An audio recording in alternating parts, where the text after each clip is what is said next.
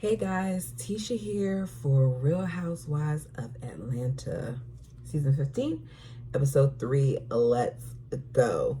We start this episode with Shereé, Marlo, and Sonia having brunch, talking about BravoCon and some of the comments that Mama Joyce made. Mama Joyce needs to be cut off. Period. They show a clip of Mama Joyce when asked to say 3 nice things about Todd. One of the things that she said is he's still too short. And this goes back to me saying she needs to be cut off. Mama Joyce continues to say negative things about Todd when at that time in particular, she was being asked a question where she was supposed to be saying something positive. I don't think that you making jokes at your daughter's husband's expense is right. The problem that I really have and struggle with is that Mama Joyce continues to give the people that don't care for Kandi ammo. At the end of the day, Kandi, you need to check your mom, and you need to kind of let her know either you're going to respect my husband or I'm going to cut you off. Because let's be clear, a lot of what Mama Joyce has is because of Kandi. I don't care what Kandi puts out there. Kandi is still funding her mom in one way or another. I refuse to believe that the only money that they're getting is from Old Lady Gang. They're doing way more than that. Oh, Sonia talks about Drew and how she didn't understand why Drew was coming for her the way she was at BravoCon after she sent her a message basically saying, like, I'm extending the olive branch. Let's be better. I don't really care about that. I feel like Sonia and Drew, from the clips that I've seen, will continue to go back and forth with each other. We then listened to Shereé say that she met up with Kenya, and she was telling the ladies that she let them know that she told Kenya that Martell was ambushed and that he's kind and sweet and all of these other things. And I just watched Love and Marriage Huntsville this morning, and on that she told another cast member who was basically questioning Shereé on why she would want to date Martell, giving his history and him being a cheater. She told them, like, I've watched your show and you're a cheater too. So if you've watched the show, which you also said in one of your confessionals further down that you've seen him and he doesn't act conceited and condescending in the way that he does on his show, Shereé, I refuse to believe that you really feel like this man is that nice. If you saw his show, you saw how disrespectful he was, how verbally abusive he was, how manipulative he was, how condescending he was. He admitted to kind of stalking his wife a little bit. Like, these are things that he has done. And you're saying that that's not what you get, because what you get is not the true Martell. You all don't even really seem like you like each other, to be honest with you. It looks very transactional to me. So I find that to be really funny. And Marlo admits to not seeing it for Martell at first, but he's showing up for her. And she brings up how Martell has went as far as to pick her up from the airport, even though she had a service ready to pick her up. On this show, we see that Martell gets chef treatment and he's at your house and he looks very comfortable. But on his show, you didn't even spend the night at his house. Now, I don't know if that's because he had his kids at the time or what, but the dynamic just seems really different. He also introduced you as his friend girl, not his girlfriend. So you are really going up for a man that is not going up for you. We see Drew and Ralph rock climb as the day. They discuss how the transition is going to be with her going from being basically a housewife, being at home with the kids, to starting back building a music career. Ralph keeps referring to them as Ike and Tina, and Drew gives him a funny look, and he was like, okay, without the beating part, which I still feel like that is a really bad comparison, but whatever. Drew talks about how her song got over 30,000 streams and she's excited about it, but he lets her know like that's not really good. The rest of what they're talking about doesn't matter. We see Kenya, and Kenya is going in on her graphic designer because her graphic designer did not get stuff right. It's in the wrong resolution. It's not the right size. And she's basically saying how, you know, she's there kind of like helping these people along. And they shade her by showing her basically cuss the people out because they're not getting her stuff right. She talks to Milanietta about doing a choreography for her upcoming event. Milanietta agrees. We then see Kandi meet up with Don Juan and they talk about the many things that she has to do and what like is of most importance. And that list is ridiculously long. I still don't see how Kandi does it because even at this, I believe that she was filming for both shows around the same time. Like she went from one show to another show. So that just shows how busy she's been. Don Juan brings up the fact that she needs to make sure that she supports Todd in the way that Todd supports her. And I feel like we need to stop right there because Todd has shown up for Kandi in more ways than one. She's admitted to the fact that he's good at film and producing and all that, and he's helped her with those things. But I think that Todd does not get a lot of credit for what he does, and I feel like she needs to give this man his credit. The fact that Don Juan is like, look, you need to support him in the same way is a nice way of putting it. Like, girl, he's been there for you. It's time for you to be there for him. Todd, if we go back to how things were, how they were dating and all these other things, Todd did not want to stay in Atlanta. Todd is from New York. He did not want to stay in Atlanta. I believe that Todd was there for the sake of the show and filming. And I feel like he fell in love with Kandi. And as a result, he stayed there for Kandi. This man has signed a prenup, has stayed in your city, has moved into your house, has done all these things, not because he had to, but because he wanted to.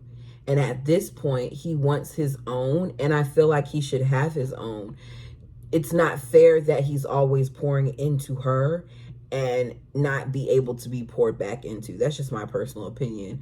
Manetta then comes over and they discuss more about BravoCon and one of the panels that they were on.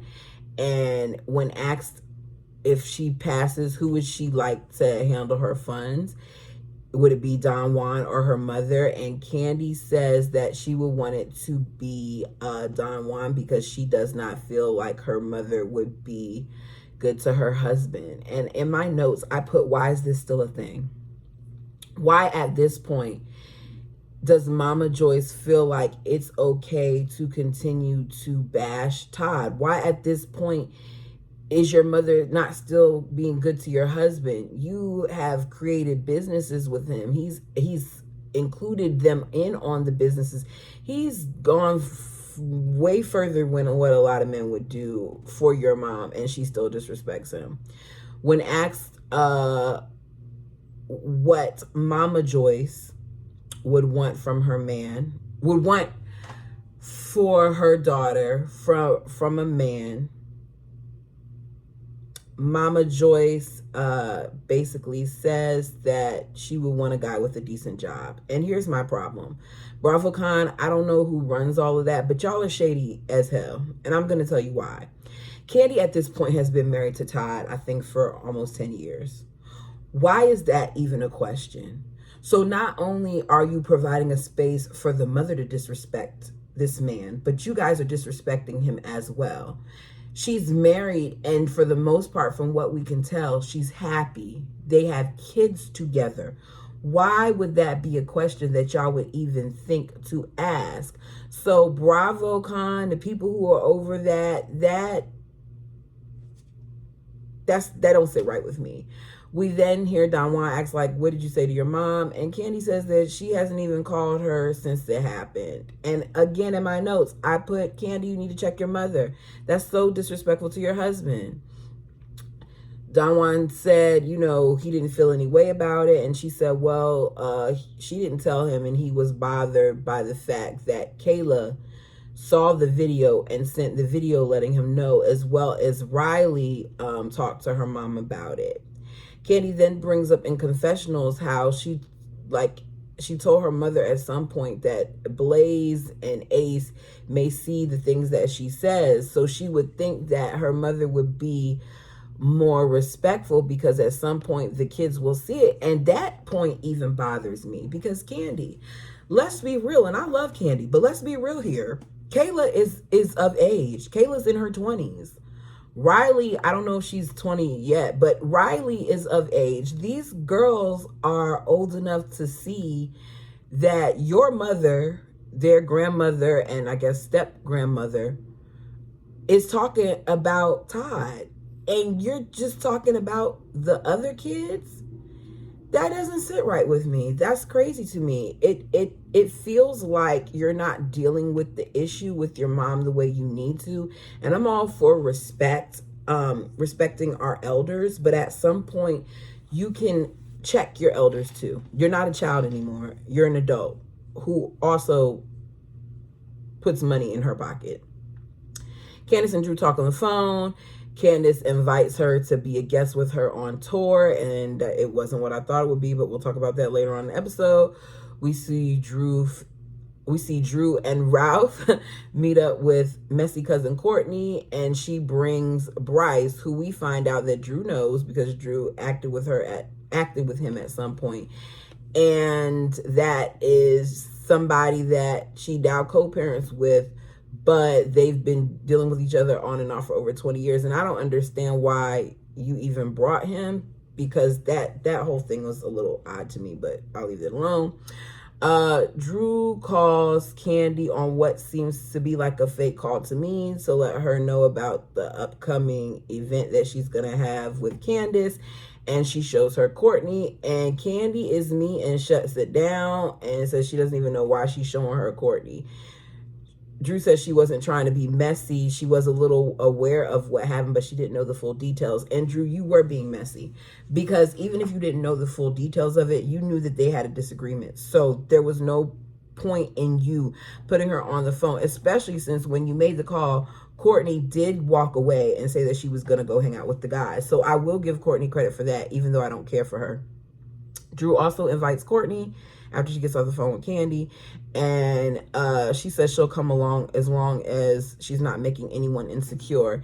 And Courtney, I don't understand what you feel like your role is, but who are you for anyone to feel insecure? I doubt that Candy's worried about you along those lines. Drew says to be careful because they talk about Sonya in some kind of way, and Drew says that Sonya is tricky because she switches based upon who she's around.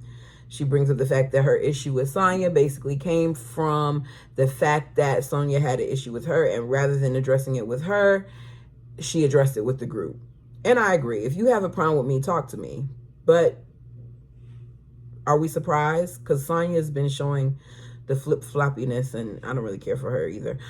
We see Marlo in the car with her nephews, acting like she cares so much about them, and she keeps letting us know that they're with her to stay. Basically, we the people gave Marlo a lot of crap about the fact that she dropped her nephews back off and needed a break from them, and as a result, she wants to let us know that she's never going to do that again. I still don't feel like Marlo is all the way sincere, but in this scene, the boys seem happy.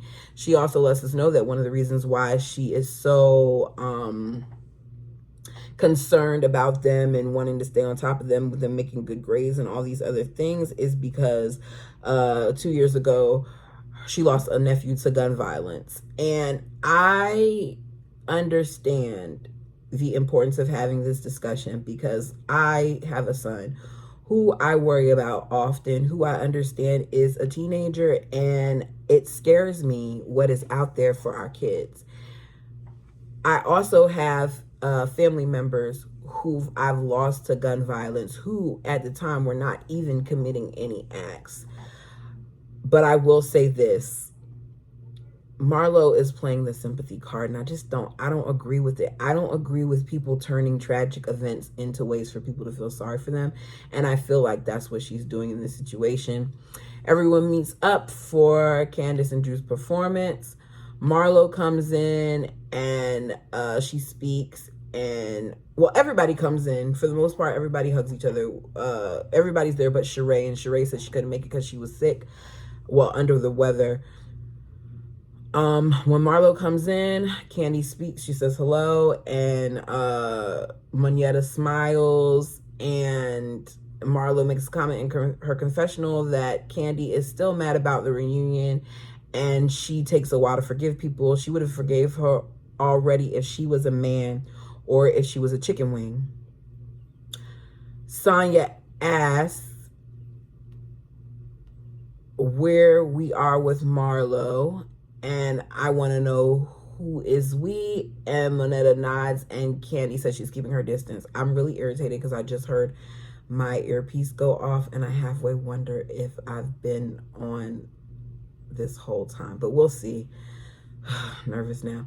Moneta keeps her distance. Moneta says that she can't be cool with people who talk behind her back and smile in her face. And Moneta, I'm going to be honest with you, as far as this cast is concerned, that is what they all do. So I guess you're not going to be cool with any of them, with the exception of Kandi, because you and Kandi are actually friends off camera.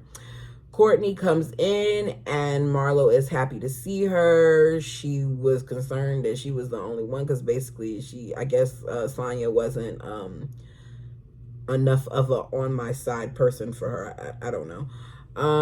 The concert looks good. Candace looks decent, but I noticed that this venue space was not full. So part of me is wondering if part of the reason why Drew was also invited was to fill some seats. I could be wrong, but I'm just saying they probably already knew about this event because a lot of them are busy. I don't know what the timeline is. But anyways, we see Drew come out and sing with Candace, and it didn't really move me. The way Drew was acting, I thought she was going to sing. I thought she was going to have like a performance with one of her actual songs, not just her singing a few lines of Candace's song and then coming off the stage. And the ladies agree. They basically said that they thought she was going to do more too. When asked later on about it, Drew basically says that she was just there basically to be there for her friend. Sonya brings up BravoCon and says that she doesn't understand where all that came from. They have some discussion about some post on IG. They agree to hug it out and to let it go, and we'll see what really happens with that because they continue to go back and forth. From what I've seen, those ladies, their friendship is questionable. Kandi then brings up what Sonya told her that Courtney said about bringing the ghetto out to her events. And at first Courtney says she doesn't say it. Then Courtney goes back and says that's not what she said, that she was born in the hood, and she admits to saying something along those lines, but she didn't mean anything by it. She likes ghetto. She likes the ghetto. Her family is ghetto. Kenya says that delivery is wrong and it didn't really come across like that, and that Courtney tends to be with the rah-rah, and I agree, the delivery was wrong and that's not what she meant. Kandi says she has a variety of friends and supporters and that Courtney shouldn't look down upon them, especially if she came from the hood. Kandi is right. Kenya is right. It was a dig. We're not going to sit here and act like using the word ghetto does not have a negative connotation. It does. I don't like it. I don't even like hood, if I'm being honest. But, you know, I'll stay in my lane, which is right here. Courtney says Kandi is easily triggered. And when you play in my face, I'm Kandi. You're right, I'm easily triggered. No, let me change it. I'm not Kandi, because it would have never got to that point. You would have been checked immediately. I don't like holding my tongue. And if I have a problem with you, you're going to know that I have a problem with you. And it's not even a matter of being rude about it. I'm just going to, like, you're going to know. There will be no middle ground. It's going to be understood. Sonia then, continuing to do what Sonia's there to get a check for, she brings up Moneta to Marlo and says that Moneta's problem with Marlo is that she tried to play her.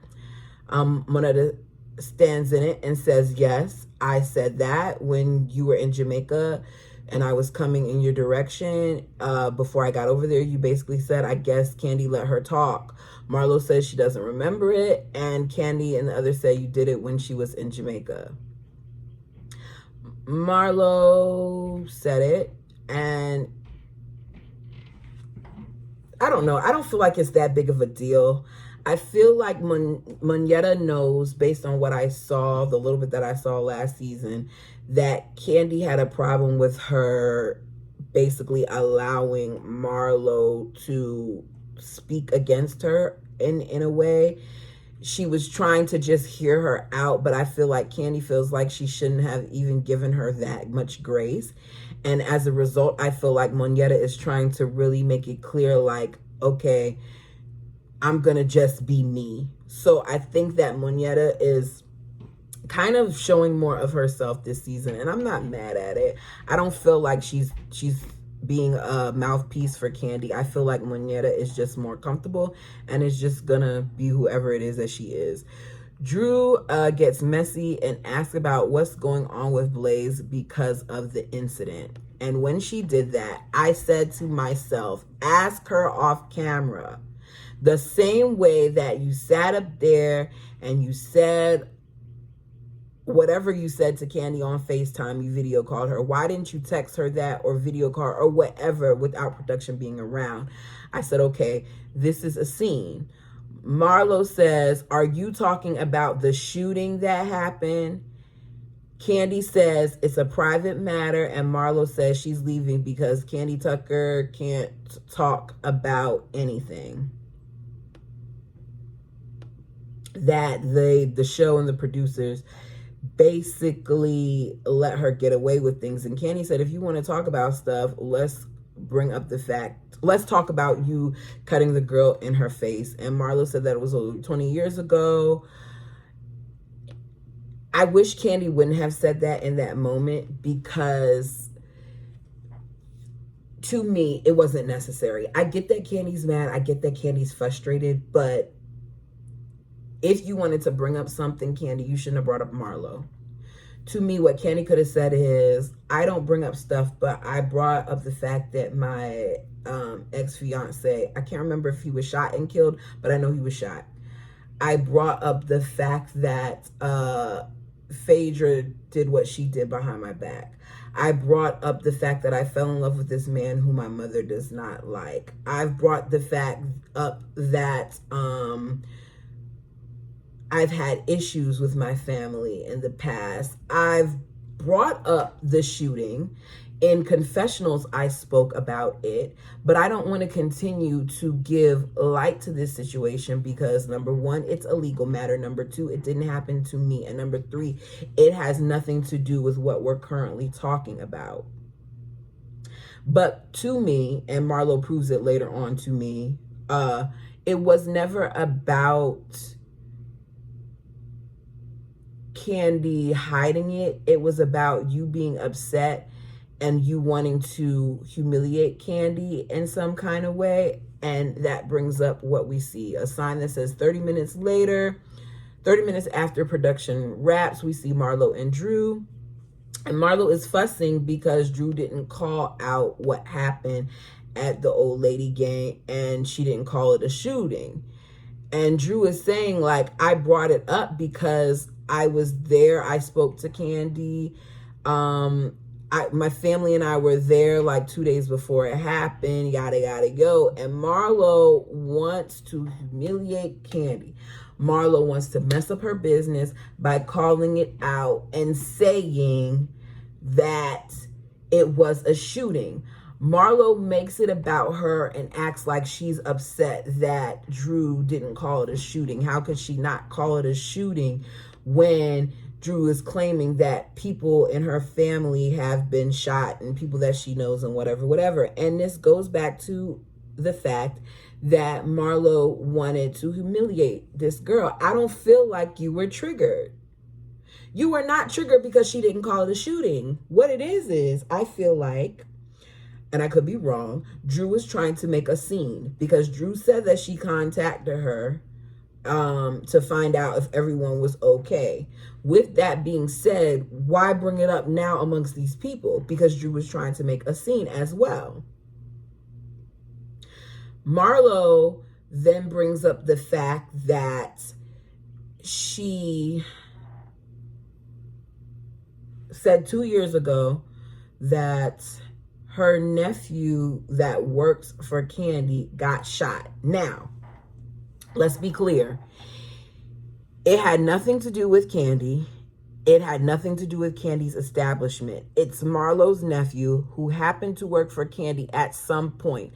He obviously didn't work for Kandi when it happened, because if he worked for Kandi when it happened, then Kandi would have been privy to the situation beforehand.